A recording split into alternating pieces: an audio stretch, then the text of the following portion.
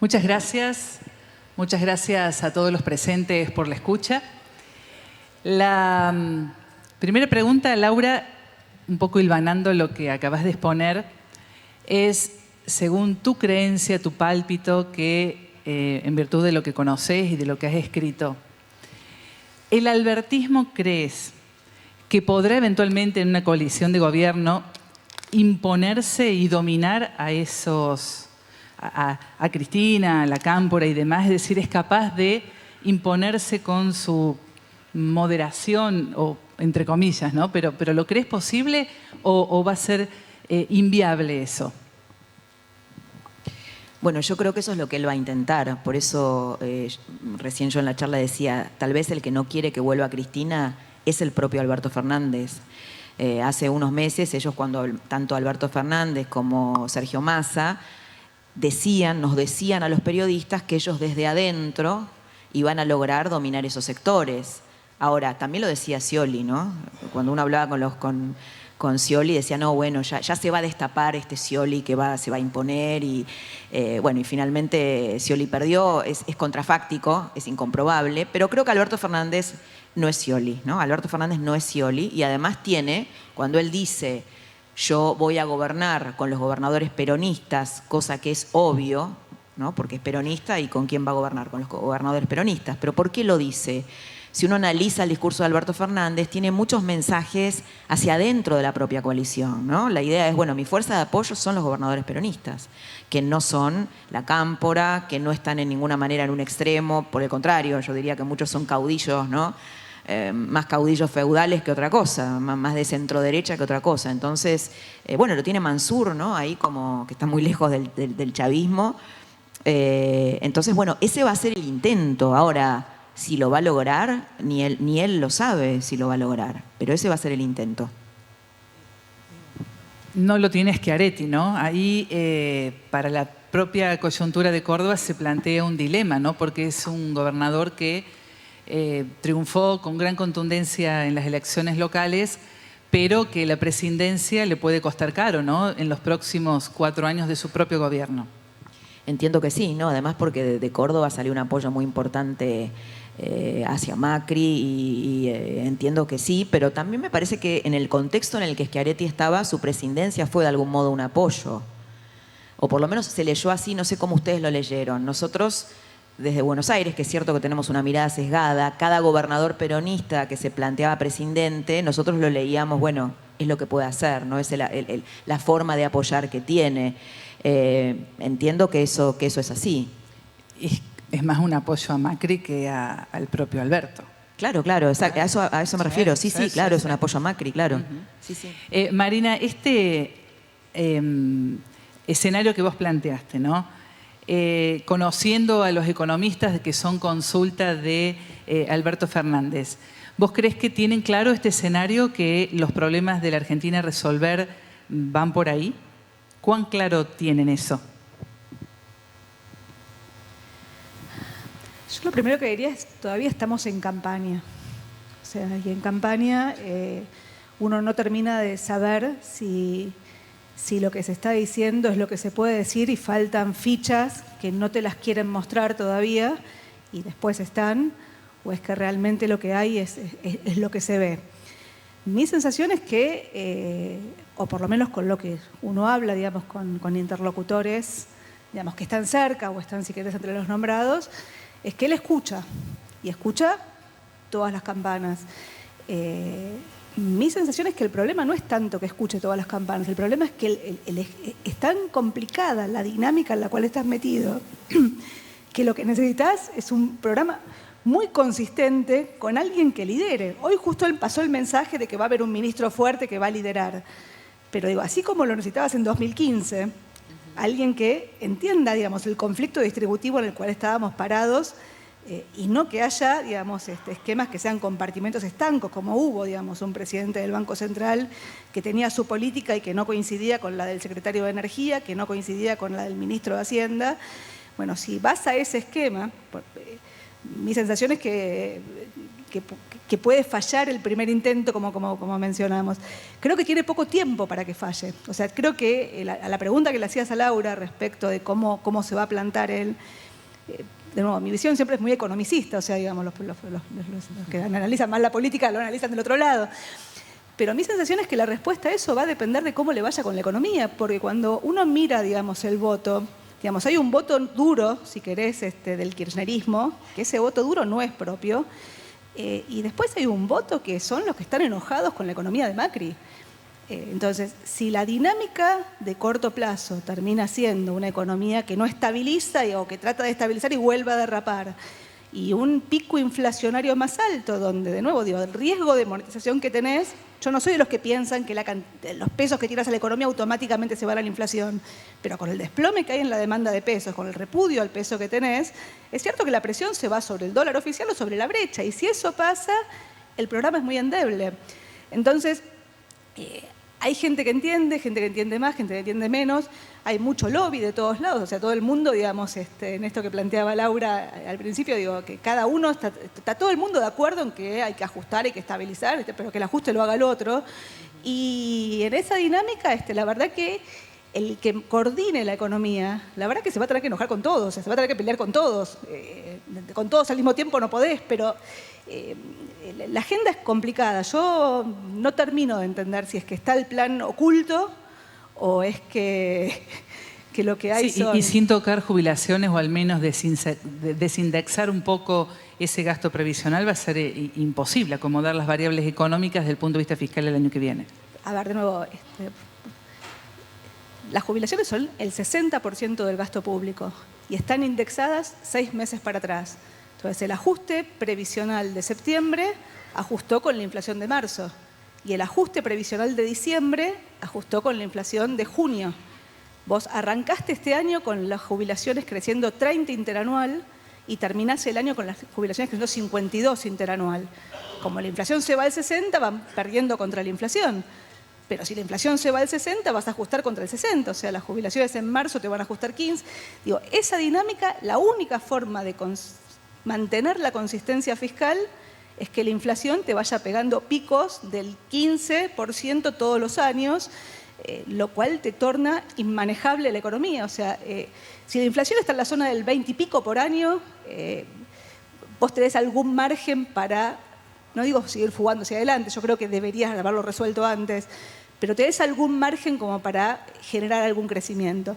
En estos niveles de dinámica de precios, mi sensación es que los intentos de expandir te duran realmente muy poco y en 2021 volvés a tener elecciones. Entonces, si quiere manejar la gobernabilidad, va a tener que tener un plan consistente del otro lado y ese plan consistente es brocha bien gorda, o sea, las reformas estructurales son importantes, o sea, los dos problemas principales de la Argentina, a mi juicio, son la falta de una moneda, por lo cual no tenemos crédito ni interno ni externo, nos tenemos que endeudar en dólares, los problemas que vienen después. Y el segundo problema es que las exportaciones están estancadas. Si las exportaciones están estancadas, aún suponiendo que estabilizás, si las exportaciones no crecen, no tenés forma de expandir el consumo interno sin volver a recrear la restricción externa. Entonces, digo, esos dos problemas están, las exportaciones van a requerir tornar a la Argentina competitiva sin tener que sobrereaccionar con el tipo de cambio o bajando mucho los salarios porque te revienta la gobernabilidad, pero de nuevo, digamos, si querés una agenda después de que estabilices, primero tenés que estabilizar. Si no estabilizás, mi sensación es que van a empezar las disputas internas hacia adentro. Pero el peronismo, generalmente, cuando la visión de que las papas quemas aparecen, ¿no? Digamos, cuando el váyanse todos apareció, si querés, en 2002, su momento Duhalde pasó por el Congreso la ley de emergencia económica, que era una ley que le permitía prácticamente todo, salvo cambiar impuestos y salvo cambiar los códigos. De la Rúa, un año y medio atrás, había querido pasar la ley de reforma laboral, que era la que te exigía el fondo para evitar que se te caiga el acuerdo. Bueno, y por el Congreso no pasó, pasó con costos. Y la tentación de emitir, ¿no? En ese marco, en ese intento de estabilizar, ¿cuán viable la ves? ¿Cuán peligrosa? Es que de nuevo tenés una montaña de vencimientos de pesos. Aún con equilibrio fiscal, vos tenés que tomar una definición de qué haces con esos vencimientos de pesos. Yo decía, en diciembre te faltan 250.000 millones de pesos. 250.000 millones de pesos son el 18% de la base monetaria. Pensá que venimos con un programa monetario que es exageradamente restrictivo, pero es exageradamente restrictivo en un contexto de incertidumbre política como el que venías teniendo y el que generaste después de las PASO, o de certidumbre equivocada, si querés. Bueno, te generó un repudio al peso. Imagínate lo que sería la demanda de dólares si vos, en vez de tener una base monetaria que crece 2,5% en agosto y 2,5% en septiembre, con una inflación de 4 y de 5,5%, tuvieras una base que de golpe te crece 18% en un mes. O sea, la pregunta es, ¿hasta dónde lo tolera la demanda de pesos? Siempre algo tolera, pero el canal de comunicación es qué pasa con el tipo de cambio. Vos podés cerrar el grifo, decir, bueno, no se venden más dólares o se venden mucho menos dólares y entonces el tipo de cambio no salta, pero si ocurre eso, te va a saltar la brecha. Si te salta la brecha, la posibilidad de estabilizar vía retenciones se te agota. O sea, las retenciones vos las podés cobrar si el tipo de cambio oficial es alto. Digo, si el tipo de cambio oficial no lo sostenés y tenés una brecha muy alta, esa capacidad fiscal se te agota. La última, porque estamos pasadísimos de tiempo, ¿no? Pero a las dos les pregunto, vos, Laura, planteaste que hay mayor discusión sobre en lo que gasta el Estado, lo que hace el Estado con la plata de sus impuestos. Es decir, nos hemos vuelto ciudadanos un poco más activos y un poco más demandantes y más controladores, si se quiere, de la cosa pública. Después de lo que nos pasó en este último gobierno, de lo que nos pasó antes, ¿ustedes creen que hemos aprendido algo, que el ciudadano podrá hacer las cosas diferentes y demandar un cuidado más extremo de la cosa pública, del gasto público, o no aprendimos nada? Mira, yo recién en la charla te mencionaba algo que me parece que es una innovación cultural, que es la gente que vos viste en estas manifestaciones últimas después de las PASO. Yo no creo que tenga que ver estrictamente con el apoyo a la reelección de Macri, sino que está en otra visión de país, distinta, en otra mirada, ¿no? Que se movilizó por valores, que quiere tener un proyecto de país para sus hijos, para sus nietos, que quiere que es muy consciente que la Argentina ha fracasado económicamente, que ha fracasado como país, como proyecto de país. Recién Marina decía, bueno, de la Rúa no pudo pasar, hablabas creo de la reforma laboral. Bueno, a ver, un país en donde solamente una fuerza política puede garantizar la gobernabilidad no es una democracia. Y en una democracia vos no podés plantear un sistema de desarrollo, un modelo de desarrollo sustentable en el largo plazo. Creo que hay gente que se ha dado cuenta de eso. Cuando Brandoni dice, hemos perdido muchas veces la República, la vamos a volver a perder, está hablando de eso. El desafío es ver si Alberto Fernández puede incorporar parte de la agenda de esa gente que quiere ponerle un límite a la corrupción, que quiere dejar de expandir el Estado como único modo de generador de empleo en la Argentina. Mira, te voy a contar una anécdota que me contó Ramón Puerta, el embajador argentino en España. Me dice, mira, cuando asumió Mauricio Macri había mucho interés de los inversores en poner la plata en la Argentina, en invertir en la Argentina. Yo tenía en la residencia de la embajada acá en Madrid muchas audiencias y mucha gente interesada. ¿Sabés cuándo dejé de recibir? Cuando la vieron a Cristina Kirchner en un acto multitudinario en el conurbano. Entonces dijeron, no, bueno... Entonces, digo, por eso, volviendo al tema de la crisis, es política y en el fondo es cultural. Se trata de establecer un proyecto de país en el largo plazo. ¿Podrá hacerlo Alberto Fernández? Bueno, yo le pongo un signo de interrogación. Él tiene ese proyecto. Veremos. ¿Qué perdió de vista Macri? La heladera vacía, es decir, el deterioro del salario que tuvo en los últimos 3 años, porque en algún punto las urnas en las PASO te dicen que ese deterioro, ¿no?, de la capacidad adquisitiva de la gente fue incompatible con valores de república y demás que se pueden defender, ¿no?, y que se pueden seguir defendiendo, pero si no llenas la heladera. Perdió de vista hacer un acuerdo político, como podría haberlo hecho cuando estaba fuerte políticamente y como le proponían desde su propio sector. Perdió de vista eso, fue soberbio, junto con su entorno más chico, con Marcos Peña, Durán Barba, y ellos creían que podían regenerar esta complejidad de la Argentina ellos solos, y se equivocaron profundamente. Deberían haber incorporado algunos sectores del peronismo republicano a una coalición más amplia para generar estos acuerdos de largo plazo. Marina. Sí, yo no creo que hayamos madurado como sociedad. Mi sensación es que en Argentina siempre la tasa de descuento es muy alta y siempre se trata de maximizar el corto plazo. Porque las demandas de la sociedad no apuntan por ahí. Yo no creo que sea solo la clase política. Mi sensación es que la clase política responde a lo que la sociedad de alguna forma demanda. Y entonces, cuando hay grados de libertad, siempre maximizas el corto plazo. Digamos, el kirchnerismo fue el extremo, digamos, de esa maximización del corto plazo, que fue terriblemente exitosa en términos políticos y terriblemente costosa en términos de oportunidad perdida para la Argentina. Ahora, esa dinámica la podemos ver, como dijo Laura, no quiero hablar del círculo rojo, pero la podemos ver, digamos, quienes estudiamos la economía. Yo tengo una anécdota con un taxista, tomo un taxi unas cuadras al Congreso. Cuando le digo que voy al Congreso me pregunta si soy periodista, digo no, soy economista. Y entonces me dice, ¿cómo se equivocó Macri? ¿Cómo se equivocó esta gente? Le digo, sí, bueno, no, me dice, porque la verdad, votante de Macri había sido, o sea, no, porque la verdad, dice, la plata hoy no nos alcanza, en su momento alcanzaba, entonces me empieza a plantear que las tarifas y que... Entonces yo como economicista le contesto, bueno, pero eso no era sostenible. Corregimos la balanza externa, dijiste vos. Y me contesta, ¿cómo me puede decir que no es sostenible algo que duró 12 años?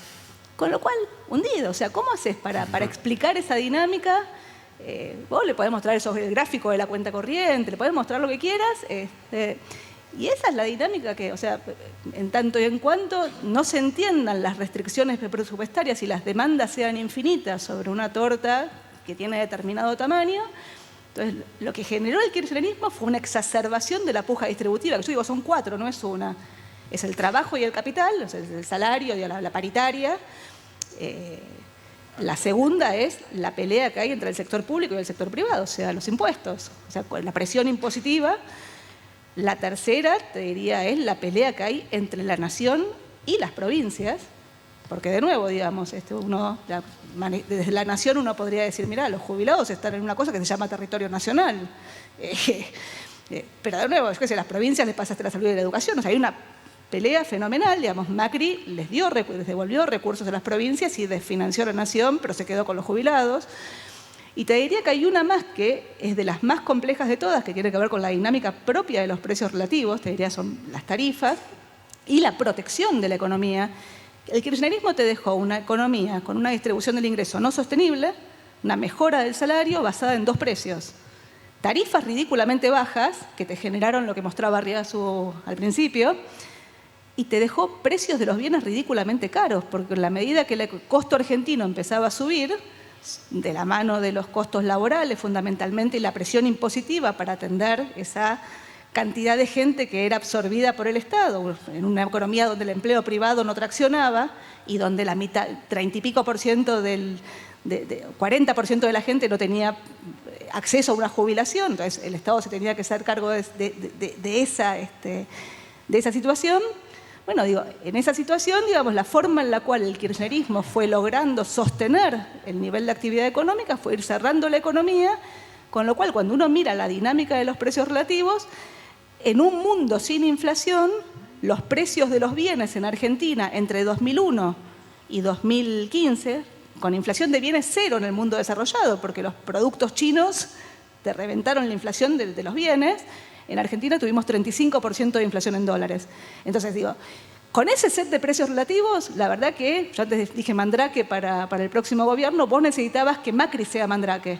El problema es que Macri nunca entendió que el kirchnerismo generó un cambio agresivo en la distribución del ingreso. Y lo que entendía era que como llegamos los mejores, vamos a poner el mejor equipo de 50 años a trabajar. Tenías... digo, la Fundación Pensar, armándote papers sobre cada uno de los temas, pero que no tenían ninguna interrelación entre sí. Bueno, digo, y hasta acá llegamos, donde además, digamos, el mejor equipo de 50 años tenía, en algunos casos, un exagerado nivel de soberbia, donde lo que estabas disputando era, ¿viste?, el escritorio. Bueno, yo qué sé, la verdad que es una tragedia lo que estás viendo. Clarísimas, chicas. Marina Dal Poyetto, Laura Di Marco aquí con nosotros. Muchísimas gracias.